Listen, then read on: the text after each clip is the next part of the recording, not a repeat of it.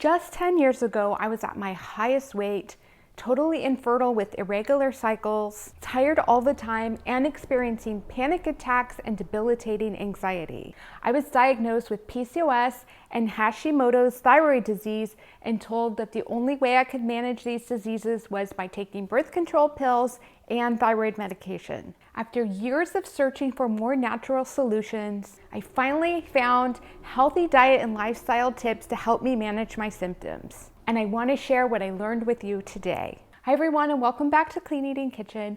I'm Carrie, and this is my channel where I share recipes and tips from my healing journey from PCOS and autoimmune disease. I've learned a ton over the years. How to nourish my body and to manage my symptoms with diet, supplements, lifestyle tips, and stress management.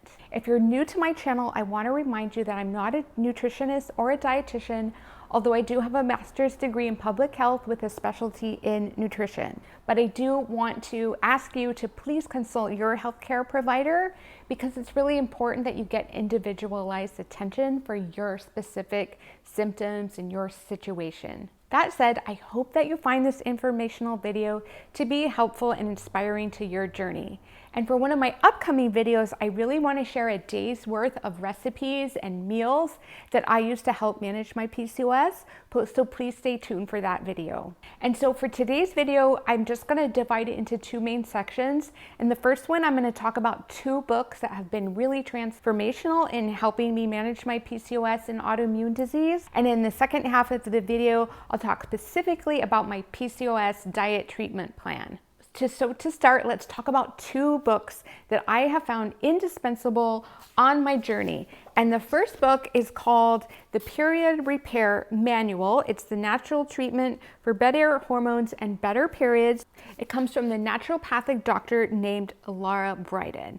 Now, this book is my #1 resource for hormone issues, and I really think it should be required reading for all women, but especially for women of childbearing age. And Dr. Briden is a naturopathic doctor, and she is so incredibly experienced and thoughtful. I've learned a ton about PCOS from the Period Repair Manual. I've also learned about things like how to manage PMS and how to manage perimenopause, which is actually the stage that I'm in now. And Dr. Briden does a great job of explaining the best diet for managing healthy hormones. Her basic diet plan is one that is gluten-free, low in added sugars, low in alcohol, and low in any foods that you might be sensitive to. And Dr. Briden is actually quite flexible with the diet plan. She even allows for some dairy products like goat cheese as long as it works for your body. And one of the aspects that I love most about the Period Repair Manual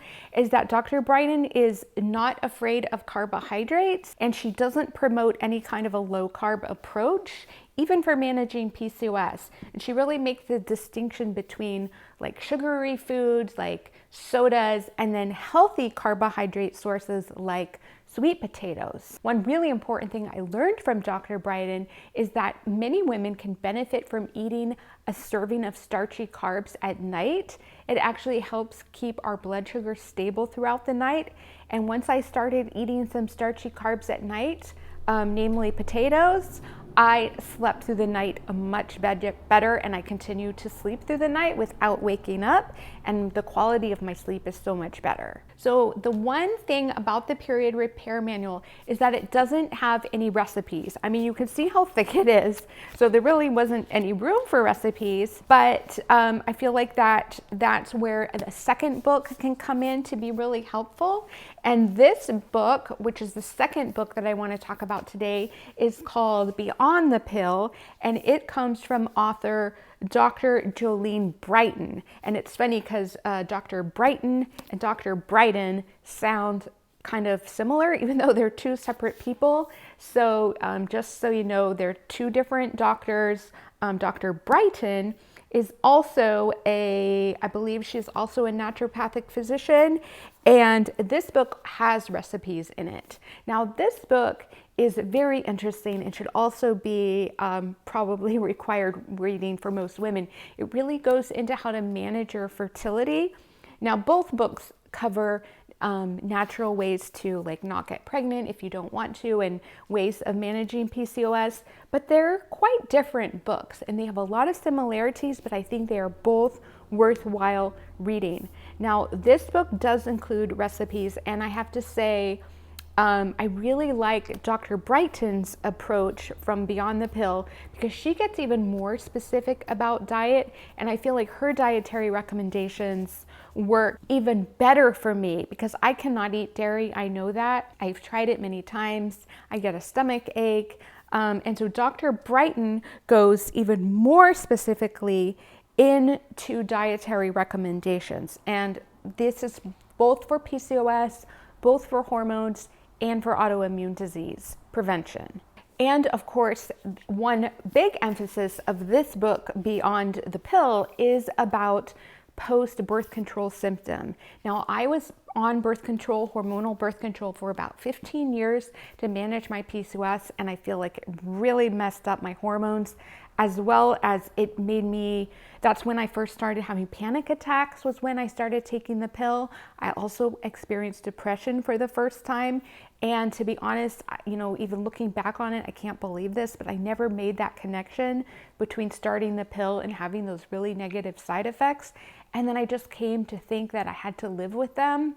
And then eventually it did go off the pill, and I have been off the pill for quite a while now. And I'm happy to say now I really manage my cycle and my hormones so much better. They're regular. I'm fertile now, although I'm not planning on having children.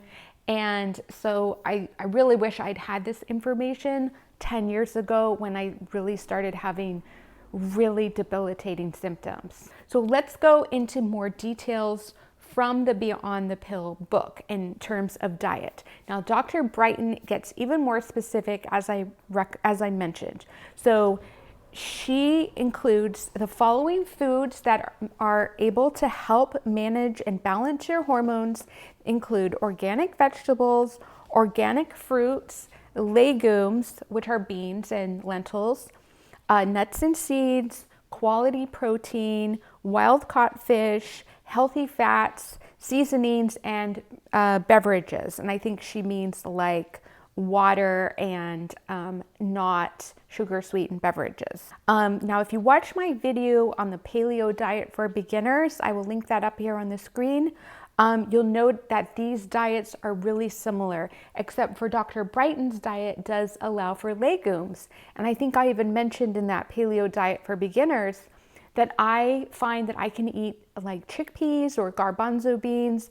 I can do some lentils. I don't really do well with black beans or kidney beans, but it's nice to know that Dr. Brighton does not exclude legumes on her hormone balancing diet. Now, foods that Dr. Brighton does specifically exclude include gluten and grains, dairy, corn and corn products, soy, peanuts, processed or added sugars, coffee and other caffeinated beverages, alcohol, and inflammatory fats.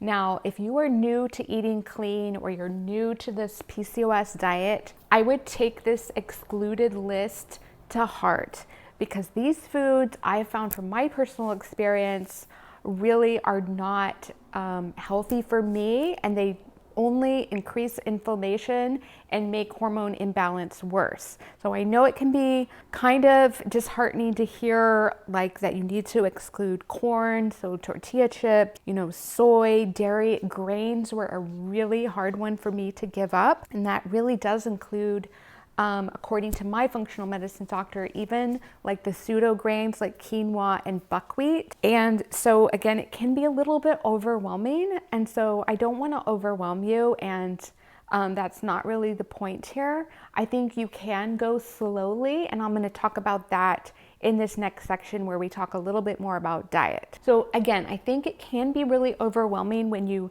look at this list of excluded foods. What I would say is to focus on the foods that are included, and just to go over those again, that includes organic vegetables, organic fruits, legumes, nuts and seeds, quality protein, wild-caught fish, healthy fats, seasonings, and beverages.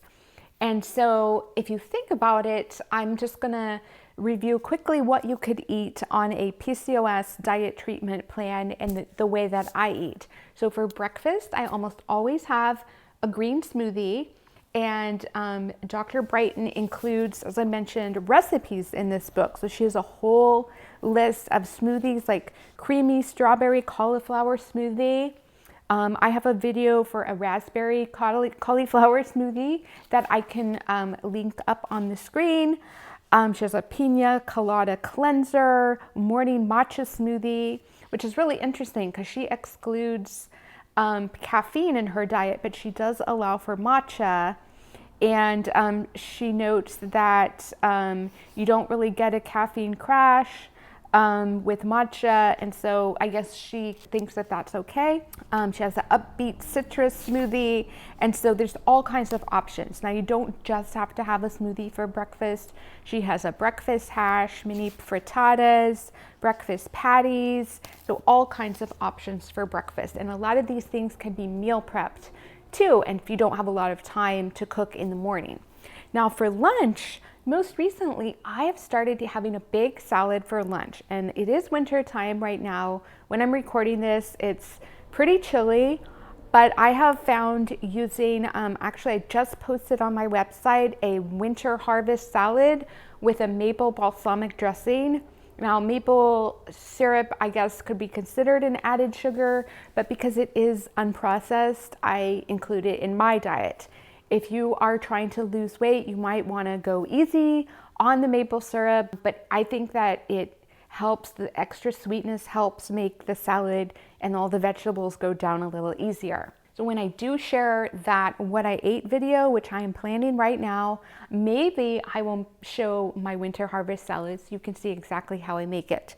And then I always include a lean protein at lunch and dinner. And so for lunch, I usually go for a lighter protein like chicken or fish. And then for dinner, lately I've been making a lot of stews. I definitely will often do another little side salad with dinner. I have found that by eating more salads and vegetables, my skin has really cleared up and it just feels brighter, which is nice in the winter time. You know, your skin can start to feel a little dry and dull. With dinner, going back to the other book, The Period Repair Manual, and this idea of having a starchy food with dinner time, I will often include sweet potatoes or potatoes, sometimes even rice. Now, rice is considered a grain, but white rice is very low in allergens, and so it can be tolerated by most people. So just to wrap this up, I hope that you found this overview of this PCOS treatment diet plan helpful. I am so grateful to both Dr. Brighton and Dr. Brighton for writing two amazing books. They are incredible resources for women of all ages. My understanding from Amazon is that Dr. Brighton is writing a second book for women maybe in their 40s and 50s and beyond. And so I am especially looking forward to that one. I have it on pre-order. And I also wanted to say that one way to really help know that this type of diet is either helping or not helping with your symptoms, especially with PCOS, is to keep a symptom journal. And so every day you should write maybe a brief summary of what you ate and how you're feeling, maybe where you are in your cycle. And then really you can start to see that maybe your PMS is not as bad as it was last month. Maybe your cycle is normalizing. For me, I try to keep a lot of notes about when I get migraines, especially during PMS. And I find that I'm having fewer migraines, which makes me so happy. And above all, I just want you to remember that your body needs to be nourished and you should treat yourself with love and kindness and patience. And I think that you'll really start to see a positive difference. So if you like this video, please subscribe and be sure to look out for that upcoming video of what I ate. I'm really excited to put that together for you. I've never done a video like that, and I will see you soon. Bye, everybody.